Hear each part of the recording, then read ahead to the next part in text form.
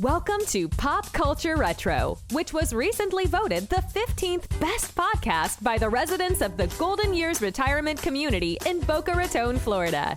Each show, we'll revisit some of your favorite pop culture memories with insider and outsider perspectives. Now, please help me welcome your hosts, Ike Eisenmann and Jonathan Rosen. Hello, and welcome to another edition of Pop Culture Retro. I'm one of your hosts, Jonathan Rosen, along with Ike Eisenmann, and today we are thrilled to welcome a film historian who's also a screenwriter and producer. He's known as the world's leading authority on the James Bond movie series. He's the author of such books as the James Bond Movie Encyclopedia, the Twilight Zone Encyclopedia, The Cat Who Lived with Anne Frank. He's also the host of the fantastic podcast, Saturday Night at the Movies. Please help us welcome Stephen Jay Rubin. Steve, thanks so much for joining us. Absolute pleasure, Jonathan. Nice to talk to you guys. You guys are on the East Coast, right? Yes. Very good. Very good. Well, hello from California. Well, hey, absolutely. Welcome. Well, you wear so many hats. I'm going to try to cover as much as possible. But to start with, did you grow up in a big movie-loving household? I did. It was very seminal for me. My mother not only loved movies, my dad and my mother went to the movies a lot, but she knew the names of all the actors and their various relationships. I think I learned actor names before I learned my ABCs. Well, what were some of your favorite films growing up? Well, I used to, when I was 5 years old, we moved to West Los Angeles. We moved to an area called Pico Robertson, and I lived about 100 yards from a movie theater. It's the Fox West Coast Stadium. I was there every Saturday, double features. It was the era when all the matinees were science fiction and horror movies. So I would sit in the lobby for the horror movies, but I would watch the science fiction films.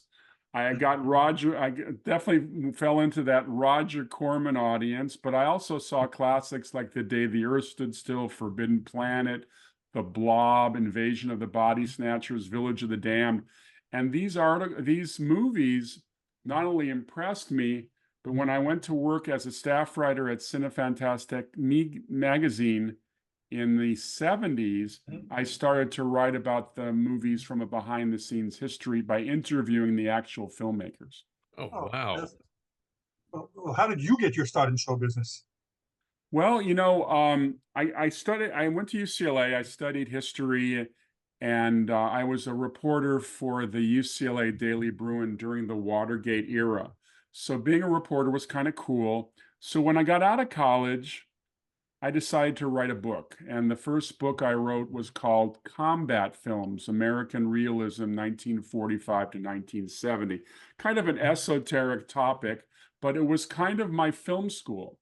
So I started film school essentially by interviewing filmmakers, and I interviewed all the great filmmakers who made the World War II movies we had come to love during that era, everything from Patton and The Great Escape to The Longest Day, Hell is for Heroes, Bridge on the River Kwai.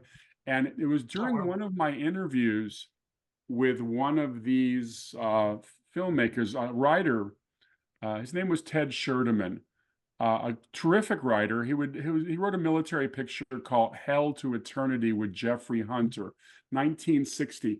An interesting movie. It was one of the first to portray Japanese as human beings as opposed to just, cliches. Bucktooth cliches. Right. And Ted was I was talking to him about this movie, and he said it reminded me of what I did on Them. Now, Them is a very seminal movie for me. I mean, that was one of those 50s science fiction movies I saw at the stadium, the movie about the giant ants in the New Mexico desert. So it kind of shocked me that he wrote that, because in those days, pre-internet, we didn't have any idea really who wrote what unless you went down to the Motion Picture Academy library and looked through books. So I wrote a letter to Fred Clark, the editor of Cinefantastique, and he was interested in me writing an article. And what was key to this whole process, I interviewed Ted, I interviewed Gordon Douglas, the director. But I called up Warner Brothers, and in one of their early cooperative moments, they actually said, we'll show you the key book. So Oh, wow. the key book of stills not only included the typical stills that they would publish in the newspapers, but they showed me behind the scenes shots.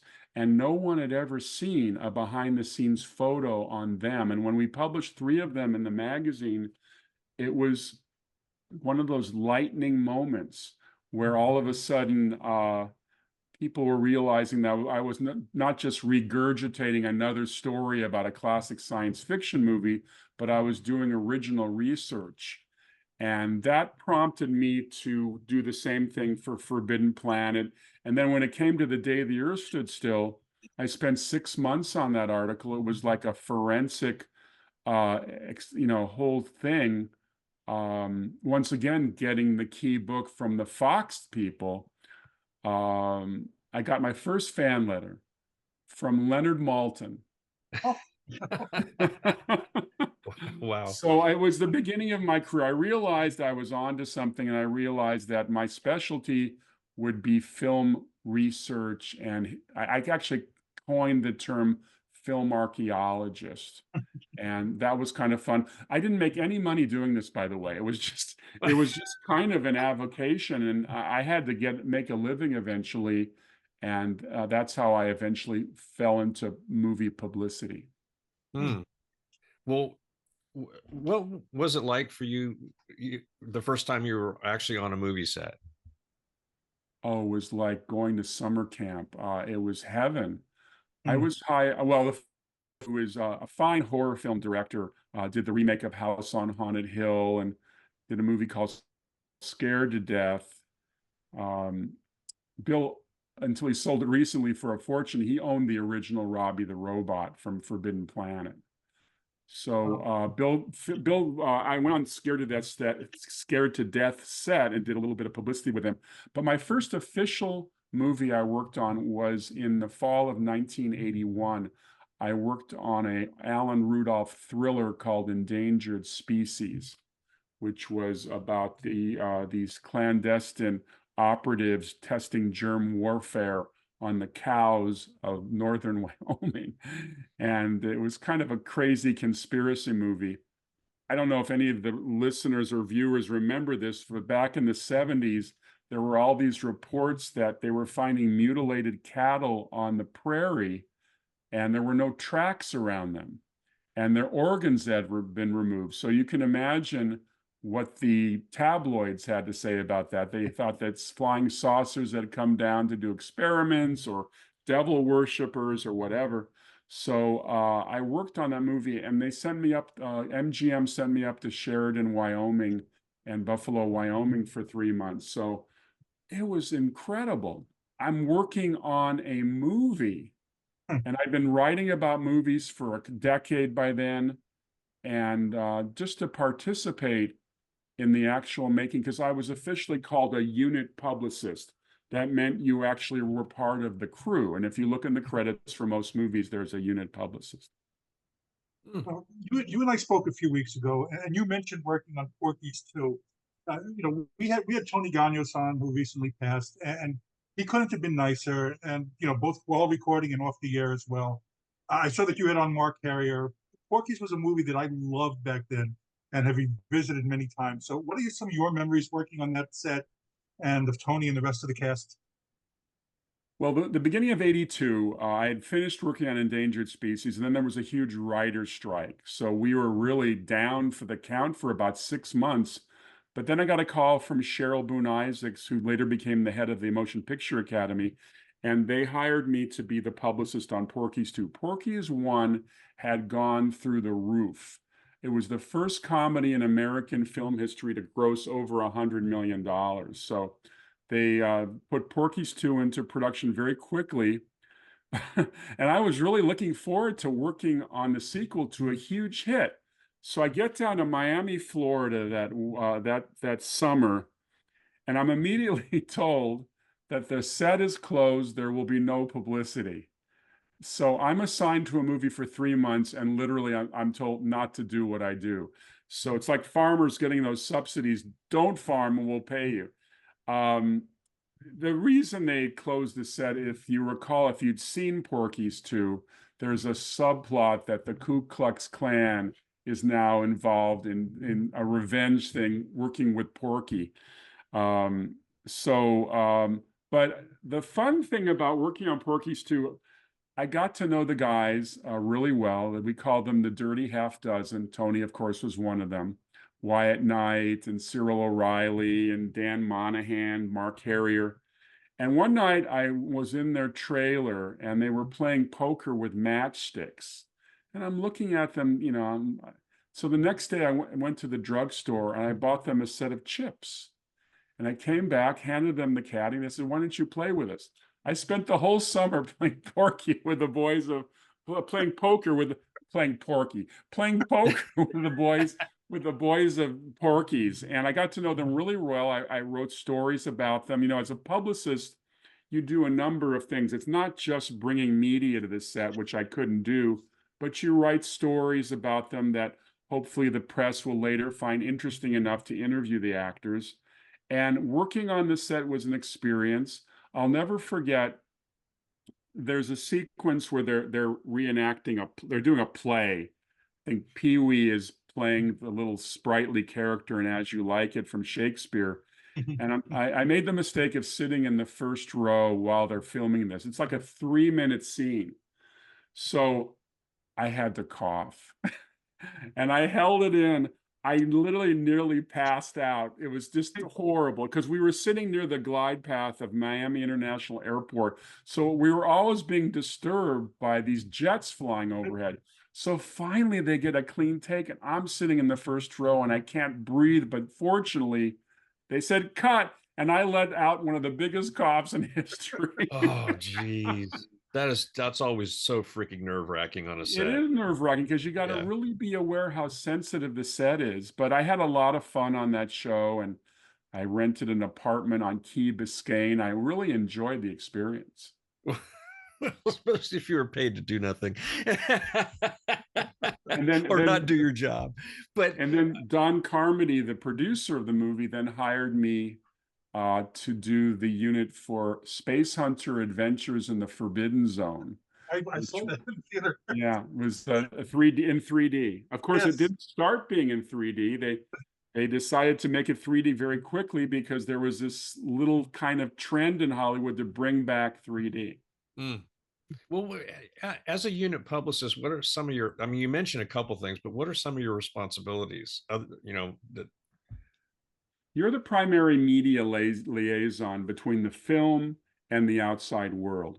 So essentially, if the local newspaper wants to interview your lead actor, they've got to come through you. You also work as a team with the still photographer to make sure you get the proper stills. Because if you notice on a film, often the still photographer is not in a good position to get a nice shot. There's the script supervisor sitting there, there's the assistant director, there's the cameraman, the camera assistant. So I learned as the publicist, you have the authority after a take to request a still. So until they get this is after, I shouldn't say after a take, after they've completed the shot. They're doing multiple takes, you never disturb them. So you literally tell the AD, I'd like a still. And then your still photographer comes out from that group of people and gets a proper grouping. And I've done that. I did that many times, and it was something that the publicity department back at the studio always appreciated because often, still photographers shoot thousands of frames, but sometimes it's useless because you're either on the back of somebody, etc. And then we did specials. We would actually take the actors. If there wasn't anything going on, we'd take them to a little location and shoot some specials. I did that on Pretty in Pink, the John Hughes movie. We were shooting down at the old 3rd Street Promenade, and there was a break, and there was this really interesting alley behind the place where Annie Potts had that little record store, had some interesting coloring on the wall, and I just put Molly Ringwald, Andrew McCarthy, and John Cryer up against the wall. Would you believe that became the poster? Oh my gosh. Okay. Yeah. Wow. Now that you said that, it's like pops right straight into my head. That's fantastic. How Oh yeah, cool. yeah. Yeah. It was a lot of fun. That was a fun summer. That was the summer of '85, the summer of Back to the Future. I remember vividly seeing that movie, and I was on Pretty in Pink. I I had applied for the. I actually met with Jerry Bruckheimer to do the unit for Top Gun, and which would be very keen for me because I was a big military history buff and I love planes and aircraft carriers. So what did they assign me to? Pretty in Pink. Oh, did you get have much interaction with John Hughes and some of your other memories from that film? Oh, it was just a really fun experience. I didn't have to travel anywhere. We shot it in LA. I worked with Molly because she was the lead female on Space Hunter. Right. So she knew me, and she still drove me nuts. She was dating Dweezil Zappa at the time. And, Oh, wow. I had, as a publicist, you're always knocking on trailer doors saying, Entertainment Tonight's here. And it's just, anyway, she drove me a little crazy, but she was very sweet. And I got to work with Annie Potts. It's interesting. After Space Hunter, Ivan Reitman offered me the unit for Ghostbusters, but by then I had started to get interested in filmmaking, and I had an offer to join a behind-the-scenes company that made the electronic press kits, the little documentaries. So rather than take the unit for Ghostbusters, which went to Nancy Willen, I went to work for Scott Woodward and Associates. Scott Woodward was Joanne Woodward's brother-in-law, not brother-in-law, stepbrother. And I was assigned to Ghostbusters. So we actually went on the set anyway to film Ghostbusters from a behind-the-scenes point of view. Oh man, Wow. how fun. Well, back to Pretty in Pink for a second. Do you often hear complaints about the ending, and what are your thoughts about the ending? Well, it was a storybook ending, of course. It made no sense, but yeah, Andrew and Molly were destined to, they were the couple, and Andrew had some he turned his back on James Spader. I was fine with the ending. Well, like you said at the top, you're considered the world's leading authority on the James Bond movie series. So I want to know which is the first James Bond movie that you saw?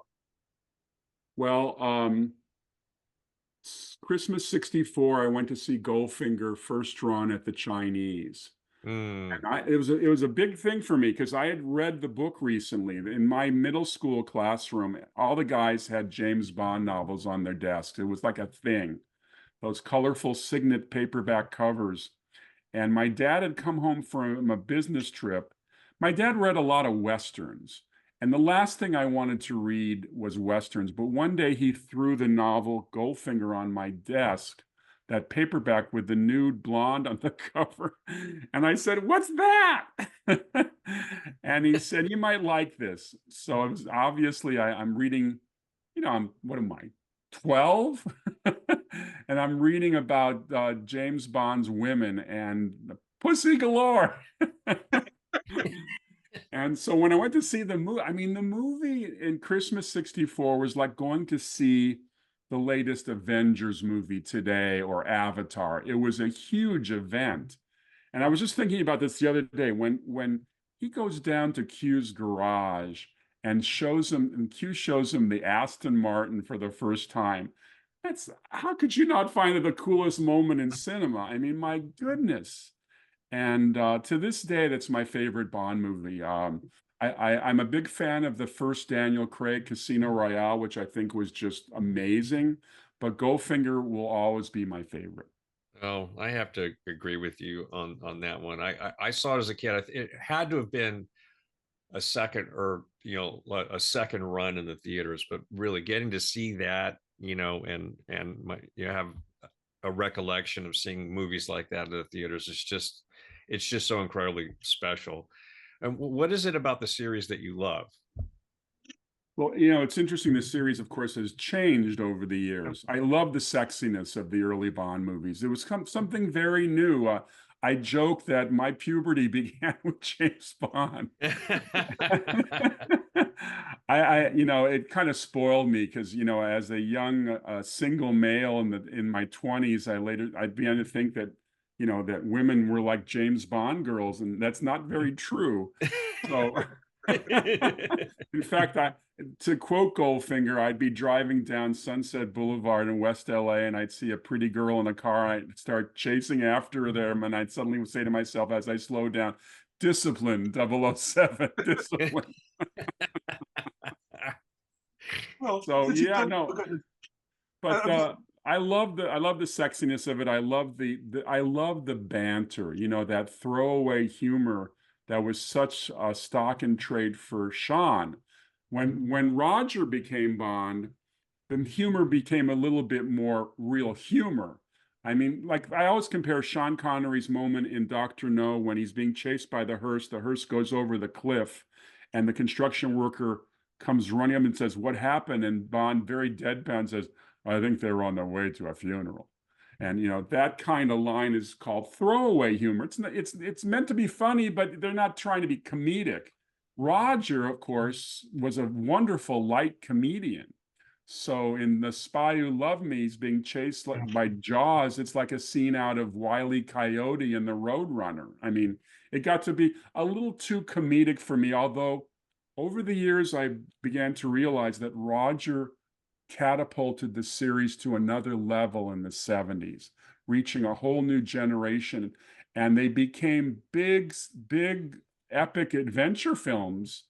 And I think that was the way they wanted to go in the 70s. I think they were kind of the dark spy adventure was kind of not being, was being frowned upon. I think they wanted it to be lighter. But it's funny because I came in Roger Moore era, and I only discovered the Sean Connery ones later. That's when I first started seeing them. So do you have a ranking of the Bonds in your opinion? I'm just curious. Well, Goldfinger and Casino Royale are number one tied, really. Talk about the actors. Oh, the actors. Well, it's axiomatic that you always love the Bond you grow up with. So for my generation, for me, it was Sean Connery.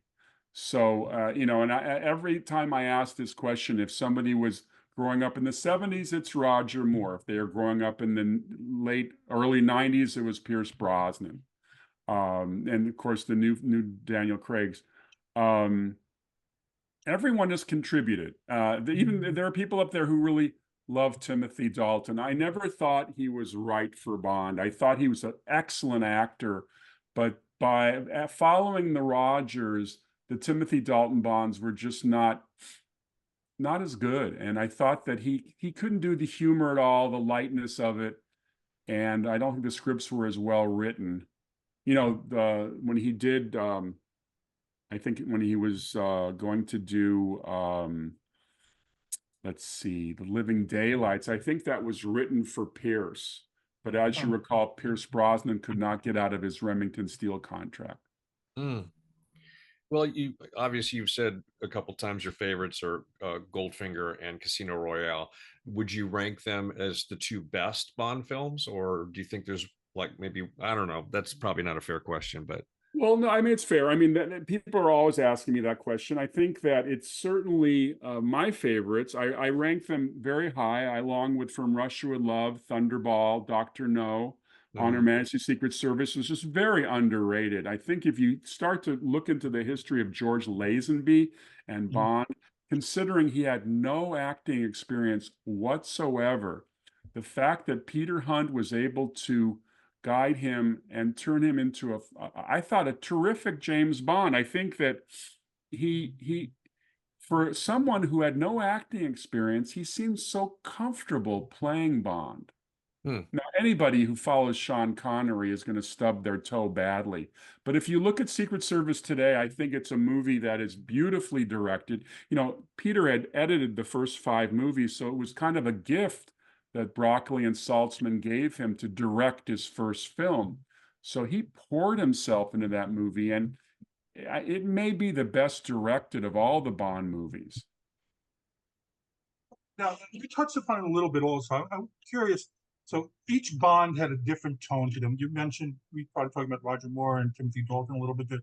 So how do you feel that things have changed over the years, and in your opinion of the current films, in comparison to the earlier ones? Because the tone now is much different than it was. As the world is a lot different. Yeah. The Bond series with Daniel Craig starting in 2006 became much darker. And it's funny, just like I said that the darkness of the Connerys had to morph into the lightness of the Moores because that's what the public wanted, these lighthearted adventure movies. The Craig movies, they realized that with the world a much darker place, with international terrorism being something that we're always hearing about in the headlines, that Bond's world had to change. And he was kind of a no BS, no nonsense. Things have changed in the series. For instance, very little humor now. It's, a little bit, and very little sexiness. I always say that Barbara Broccoli is a terrific producer, but being a woman, I think the Bonds have become more PC. And unfortunately, for the guys, it's not as much fun as they were originally, at least from the sexy quotient. But they're so effective. Now, I don't think all the Daniel Craigs have worked. I mean, I think that Casino Royale, Skyfall, and No Time to Die were well made, but I was not a fan of Quantum, and I was not a fan of Spectre. Well, going back to George Lazenby for a second, who you've had on your podcast. Now, he did seem like such an out there choice to replace Connery, and now I've just now learned that he wasn't actually an actor. How did the producers find him? Well, after Connery decided he was leaving, there was just a worldwide search, and it was big news that they were looking for a new James Bond. I think Lazenby was living in London. He had arrived from Australia to pursue a girl. In fact, he was always pursuing girls. And I think he was selling cars, and he heard about it, and he decided to go to Savile Row and get the proper suit. I think the story goes that he got a suit that had never been picked up by Sean Connery. But he walked into their office and lied through his teeth. He said he'd done a number of films in Eastern Europe. Of course, this is pre-internet, so there was no way to check that. But the fact is, when he walked in, the impression I got from everybody who first saw him was this jaw-dropping. Oh my God, this guy is Bond. The way he walked, the way he talked, the way he sat. The producers were very, very impressed, as was Peter Hunt, the director, and they signed him. And then Lazenby came to Peter Hunt and confessed that he never acted before in his life. And of course, Peter Hunt, who has been given this gift to direct his first Bond movie, nearly had a heart attack to discover this guy has no experience whatsoever. So it's hard to believe that this is an actor who came on screen and played Bond effortlessly, because he's had his brickbats over the years. People have thought his performance was quote unquote wooden, and that the ending didn't work because of that. I thought he was terrific, and I would match his Bond up against the very best. And he was offered to repeat the role, but he turned it down, right? I mean, why is that true? He got the worst advice in the history of show business. His agent at that time told him that Bond was over. Get out now. Don't sign a contract. Wow. And I think that the experience of making the movie was not pleasant for him. I think he was left alone a lot. Peter Hunt told me that rather than overwhelm him with details, he kind of kept him isolated a lot, so that George had to figure out things kind of on his own. He was carousing a lot. He was having sex with as many girls as he could find. In fact, he was having sex with one of the production assistants when Diana Rigg caught him, and that was the end of their romance. So Lazenby was the true definition of a rogue. He was definitely a rogue, and he didn't know anything about the acting profession or the movies at all. So it wasn't like he felt like he left something behind that he treasured. He never treasured acting. He never wanted to be an actor. He just kind of fell into this. So rather than an actor who had studied, who really realized this was the gift of a lifetime to play James Bond, he said, I'm done with it. He was so full of himself. And, I think that because of his ego, he didn't fight for the role. He said, I don't need it. And if my agent says Bond is over, done. Oh, man. But here's something I've thought about the last few months. If Lazenby had stuck with Bond and done Diamonds and done Live and Let Die, I don't think the series would have done as well. I think that if you think about it, the star power of Sean Connery, the star power of Roger Moore helped propel those movies. Lazenby would have made terrific action movies, but they would have not been the epics that Roger Moore brought to the screen. Because, by the time you get to Octopussy, and Moonraker, these are epic films, and Roger carried those really well. Mm. Well, I read that people like Clint Eastwood, Burt Reynolds, and Adam West were offered the role of Bond, but they all turned it down. Is that true? I don't think so. First of all, the general rule was that Bond had to be a Commonwealth actor. Although I have it on authority that James Brolin, of all people, was cast as Bond after Sean left. I think it was I think it was after Roger left, before they got Brosnan, and after Timothy. So we have it on authority. And then John Gavin, the actor who, probably the closest thing to knowing who John Gavin is, he played Julius Caesar in Spartacus, later became our ambassador to Mexico. John Gavin was cast after Connery left, but they decided to make one more effort to get Connery back. That's how he gets back for Diamond. Do you know what his opinion was of the Bonds after him? Did he ever express that? He was good friends with Rogers, so I know. I know. They talked, the others. Yeah, they talked a lot about Bond, and I think Sean realized that it was a different take on the character, and I think he respected.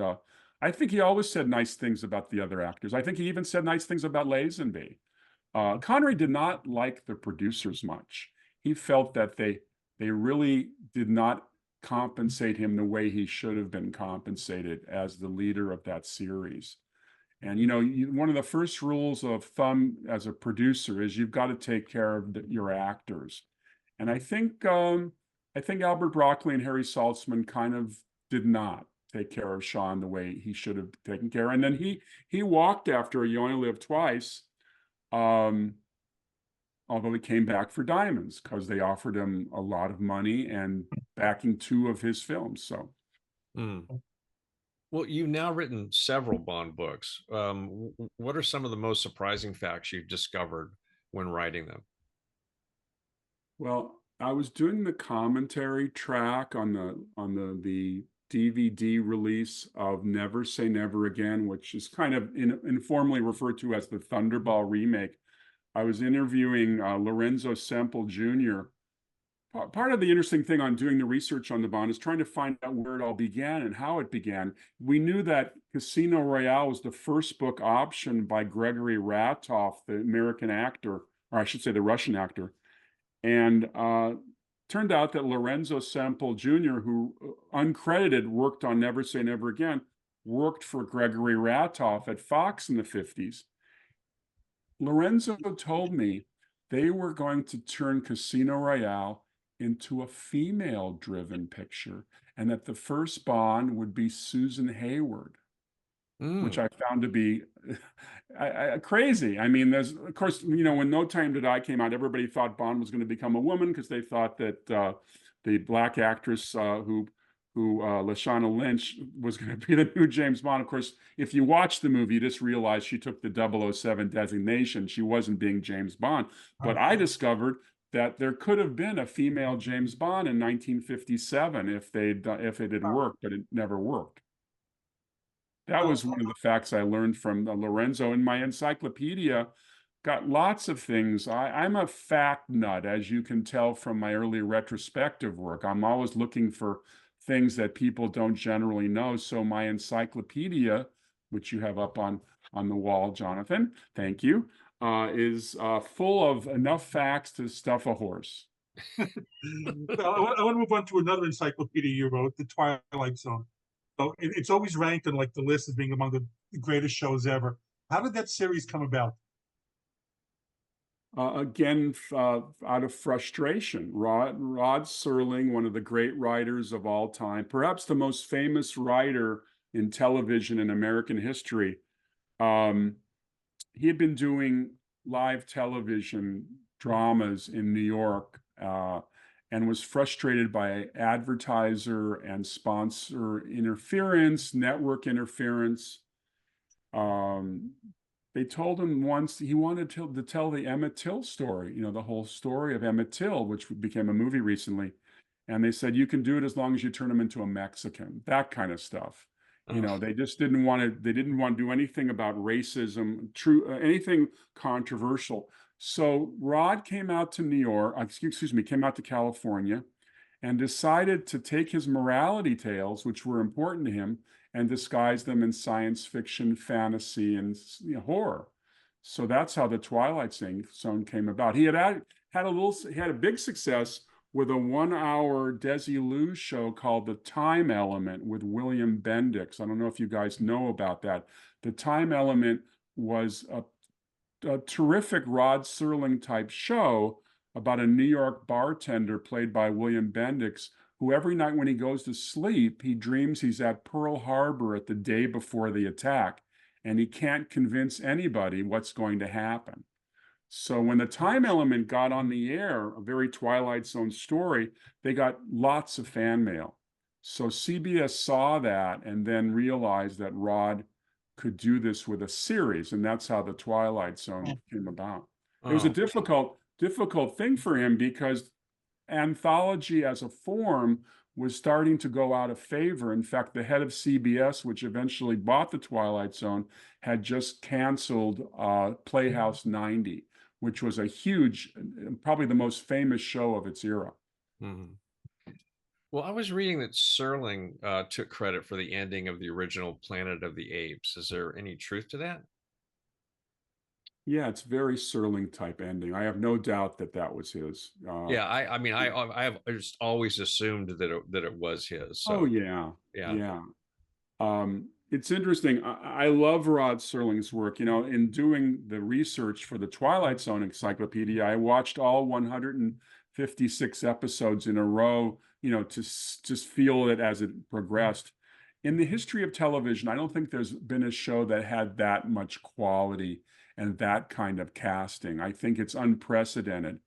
And Rod had to fight to keep that show on the air. James Aubrey was not an anthology fan. He was the guy running CBS, and he felt that TV viewers wanted to follow one character. They wanted to follow Lucille Ball and I Love Lucy, or Robert Stack in The Untouchables, or James Arness in Gunsmoke.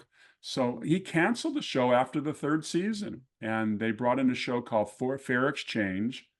It certainly wasn't a fair exchange. And it bombed so badly that Aubrey, hat in hand, had to call Serling in January of the following year and ask him to please bring back the show. And that's how we got the 18 1-hour episodes in season number 4, which have been disparaged over the years. But if you watch the 18 1 hours, there are some terrific episodes. How much input did Serling have on each episode? Was he very hands-on on each one? Not only was he hands-on, because he was such a touted writer, when he made his original contract, he had full screenplay control, teleplay control. No one could tell him what to write. He could write anything. So he made some episodes that were very controversial. I think he had one of the first stories about the Holocaust, in Death's Head Revisited. These are subjects that TV advertisers did not want to do, because you don't show a show on the Holocaust then try to sell detergent. It's that's the kind of stuff he was fighting, but he got every one of his shows on the air. Well, what is your favorite episode of the series? That's tougher than James Bond, because there are about 20 what I consider classics.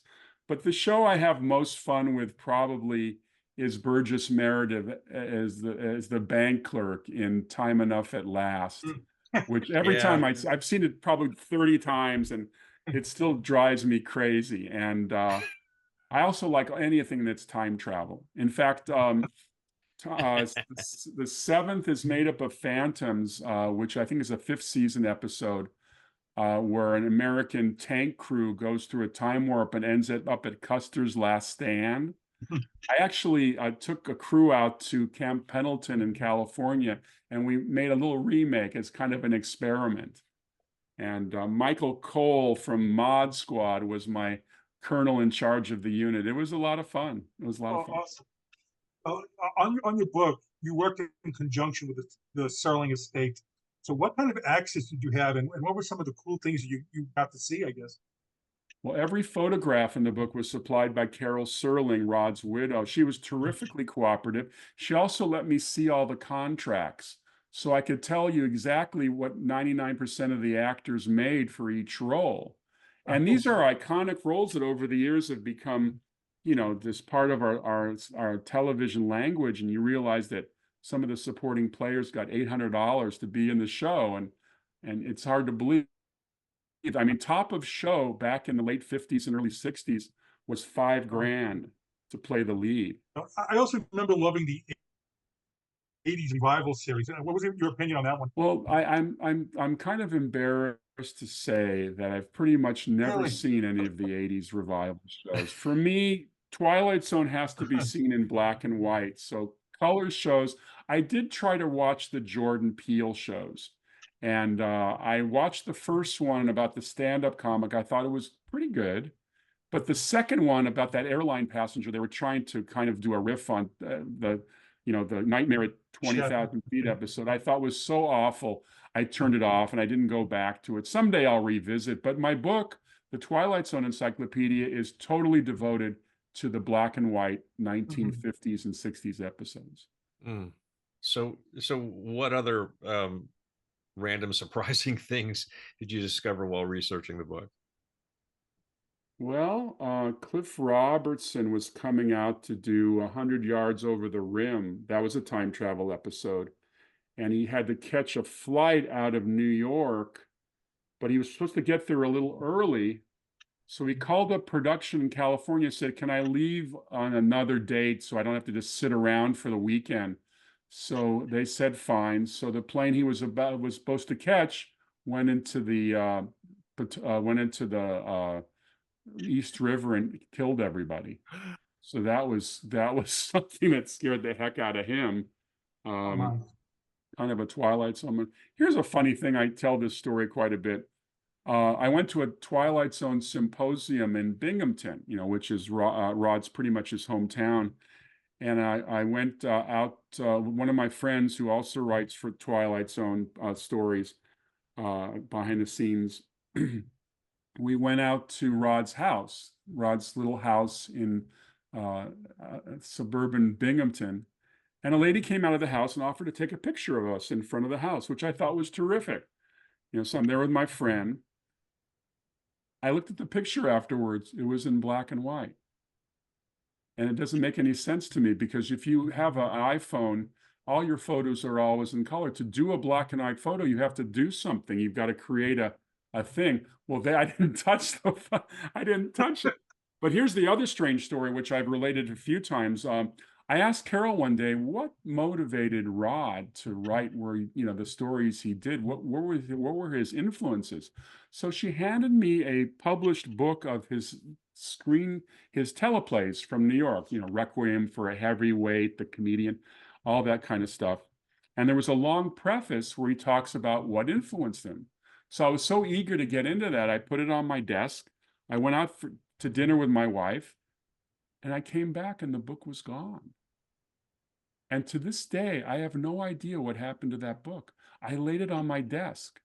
Nobody broke into the house. Nobody, it wasn't like it was a priceless book. It was Rod's personal copy, but, it wasn't autographed or anything like that. But I still don't understand why that book disappeared. Oh, man, how crazy.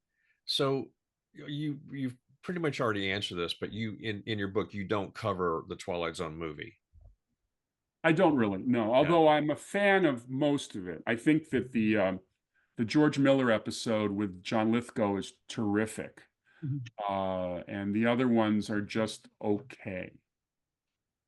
So, I like, excuse me, I like Joe Dante's episode. I thought his was fun. Joe Dante is one of my favorite filmmakers because he's such a whimsical filmmaker, and I thought his episode was great. I don't know if you like did much research on the movie, so I was curious if, since you wrote the book on the Twilight Zone stuff, it's infamous for the events surrounding it regarding the death of Vic Morrow and the children, which is, you just mentioned something else that happened in the series. So that helped change a lot of the ways, the laws of the movies after that came out. So for those who don't know, can you tell us the circumstances on that and what was the fallout later? It's one of the great tragedies in Hollywood history. I mean, the big problem, it was a big action sequence. There's a helicopter flying over a river where Vic Morrow has just saved these two children, and there are explosions everywhere. It's just a nightmare. And something happened. One of the explosions got too close to the rotor or to the engine, and the helicopter took a nosedive into the river and decapitated Vic Morrow and the kids. And it was just a bleeming nightmare. And first of all, John Landis took a lot of heavy criticism for having children on the set at 2 o'clock in the morning, let alone the fact they were in danger under a helicopter flying. There's no reason kids should have ever been in that river. They should never have had them in that kind of danger. They were also underage. Today, of course, there are very strict rules about where kids can work, and they are never supposed to work near pyrotechnics like that, at least in an outside situation like that. I think it was the worst thing that could ever happen to John Landis. It was his responsibility, but I think part of the problem with John Landis was he wasn't as contrite as could be at that time. I think there was a certain arrogance about him, perhaps, or just feeling the whole thing was a big bother. And I think people condemned him for that, which destroyed his career. I mean, John Landis in 1982 was one of the top directors in Hollywood. But it was a great tragedy, and they ended up completing the Vic Morrow episode, but it doesn't have the storyline that apparently in the story, Vic Morrow's character is a total bigot, but he's thrown into these situations where he's suddenly catapulted, and they think he's Jewish. Then he's a black man in the South with a Klan hovering around him, and then of course he's in Vietnam. And he does save the kids, and that of course means that his life, he changes his life around. But I think that whole storyline was dumped, and then at the end, he's just on the train back in France, and he's being sent away to a concentration camp. So it doesn't have a very good ending. Yeah. Well, as we mentioned, there have been several iterations of the Twilight Zone. What is it about that series that you think?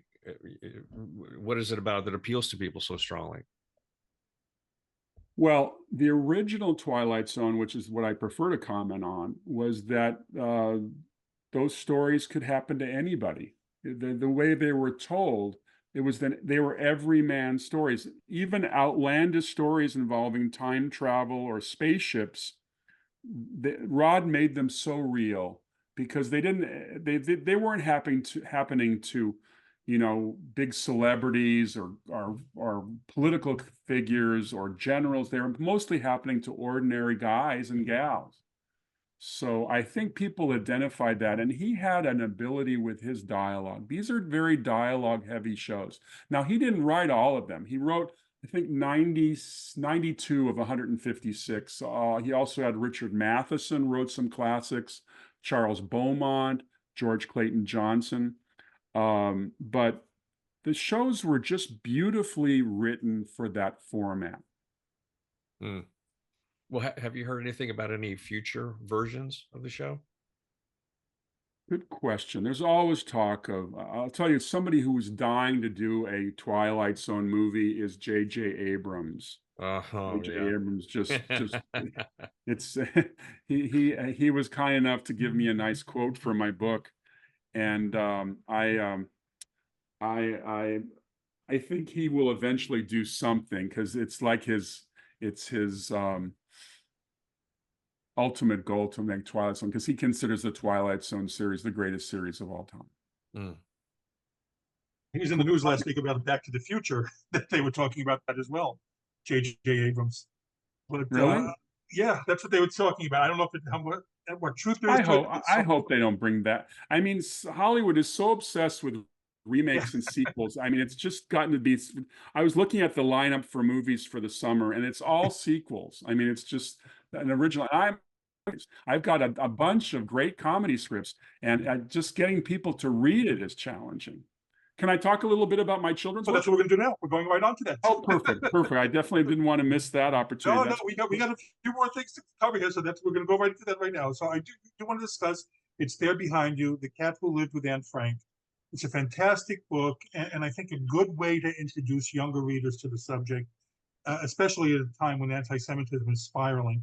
So there is a problem that many younger readers have no idea about the Holocaust in general, and Anne Frank at all. Right now, for those who don't know, can you tell us a little bit about her and the background matter for this particular book? Well, it all started with my little hobby. I record full-length feature films on audio tape, and I play them when I'm shaving in the morning. As a screenwriter, I find hearing great dialogue informs you as a writer and helps make you a better writer. So one day, I was listening to the soundtrack for The Diary of Anne Frank, the 1959 George Stevens film. And there's a scene early in the movie where the workmen have already left, and Mushi the cat, which was an actual cat that lived in the attic, Peter brought him in. They're chasing him around the attic because he might run out and then they might have trouble. So it suddenly dawned on me, what does the cat think of this weird situation where these people never go outside? I mean, they're essentially in captivity, and then half the day they have to maintain complete stillness, otherwise they'll be betrayed to the Nazis. And for those young people who are listening to our show today, Anne Frank's family was forced to go into hiding because at that time they were taking Jews out of Amsterdam and taking them to concentration camps and basically killing them. So to survive the war, you went into hiding. And during that hiding, during those 2 years, Anne Frank wrote a diary called The Diary of Anne Frank. And in the diary, she writes frequently about Mushi. So I called up my friend David Miller, who's really a fine writer. He used to run the Criterion Collection, and he had hired me back in '91 to do the commentary tracks on the first 3 laser discs of the James Bond movies. So we were very close friends, and David went nuts, said, we got to do this. So what's happened is we actually first started writing a book. We had no idea how to write a children's book. I think our first draft had 56 pages of copy, about 10,000, 15,000 words.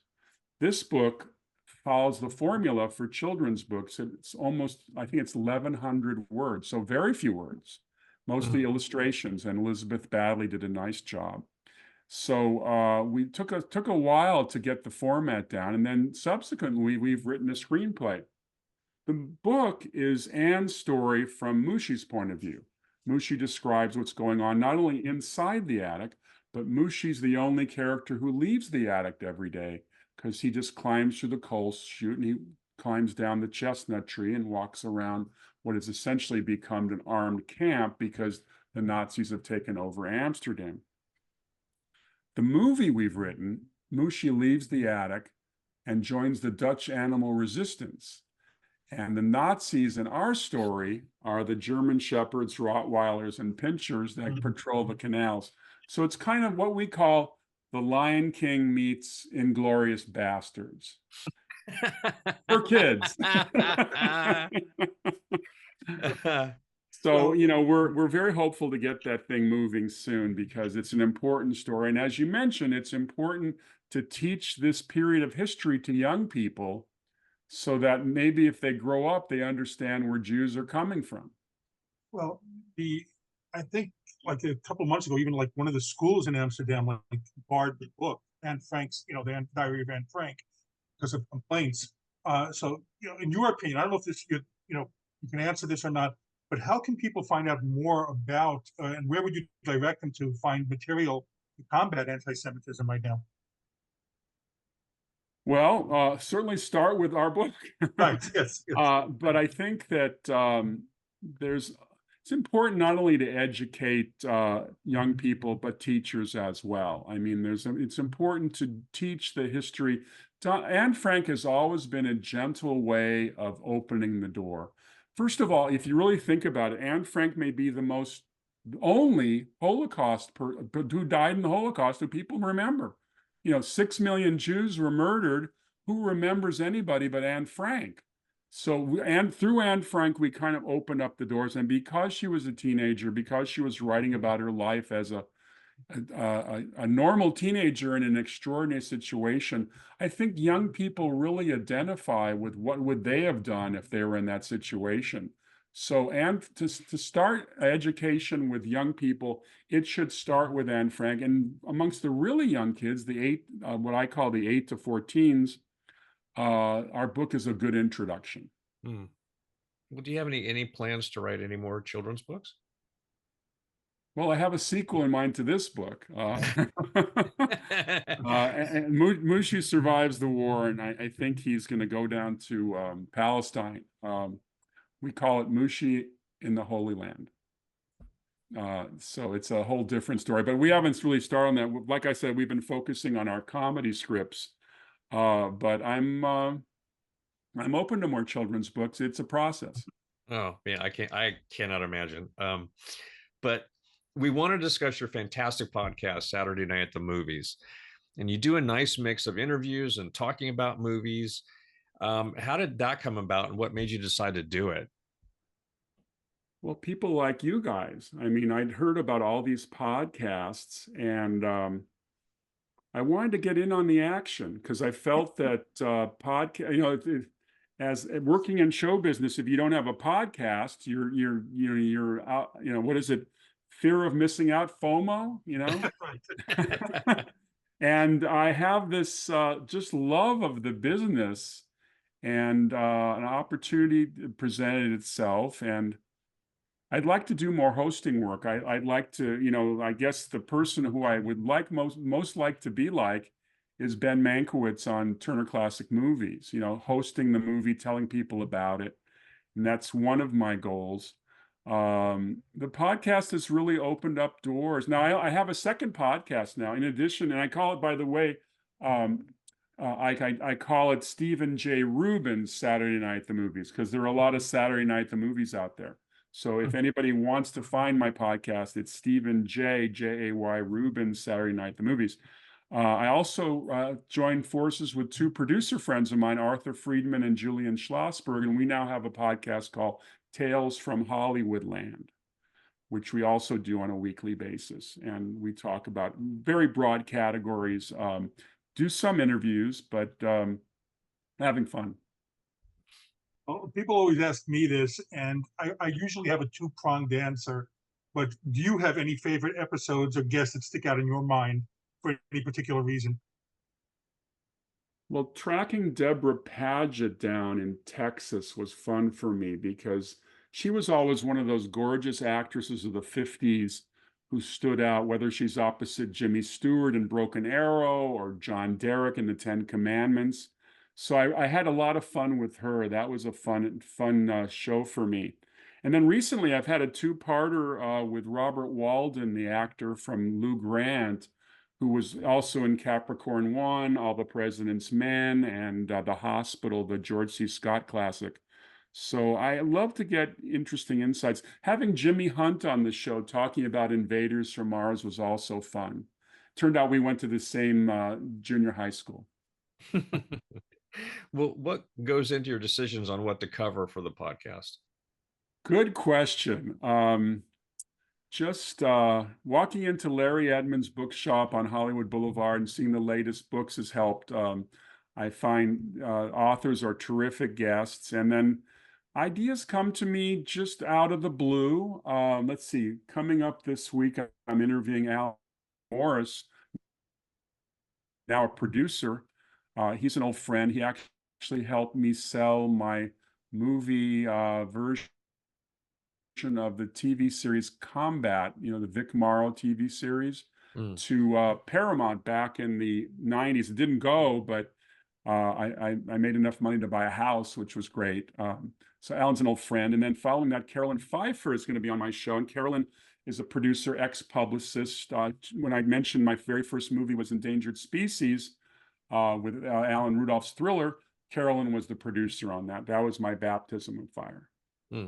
Wow. Well, it already sounds like you got a lot on your plate, but what are you working on next? Comedy.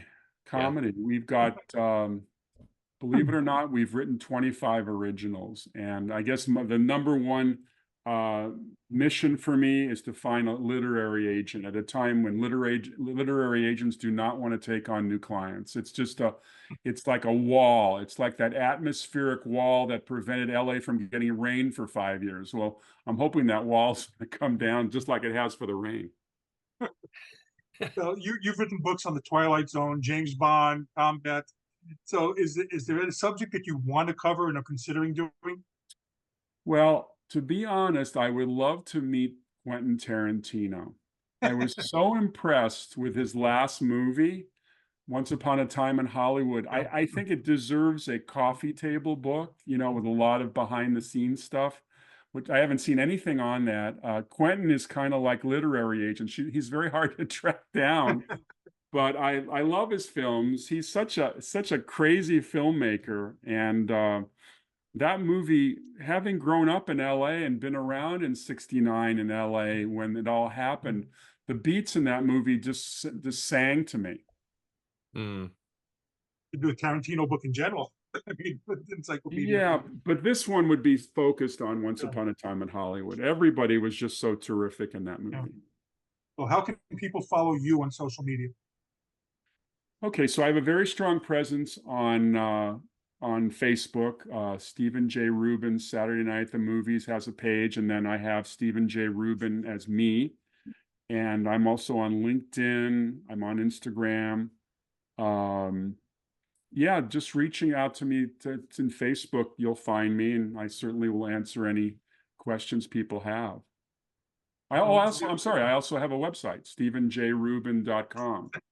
So you'll see, it's an easy way to get to the podcast because all of them are on there. Well, Stephen, I want to thank you so much for joining us today. It was a lot of fun. And first of all, I do love the book, and I recommend that everyone do get The Cat Who Lived with Anne Frank. It's like we mentioned, it's a great way as an entry point into the subject matter. And definitely recommend everyone read it. But again, I really do want to thank you. They're all available on Amazon if anybody wants to reach out. Thank you, guys. This has been a lot of fun. Great questions. Again, this has been Pop Culture Retro. I'm Jonathan Rosen with Ike Eisenmann. And again, a very special thanks to Stephen J. Rubin. And please like, comment, and subscribe. Thank you for listening to Pop Culture Retro, where no one was hurt during the making of this podcast.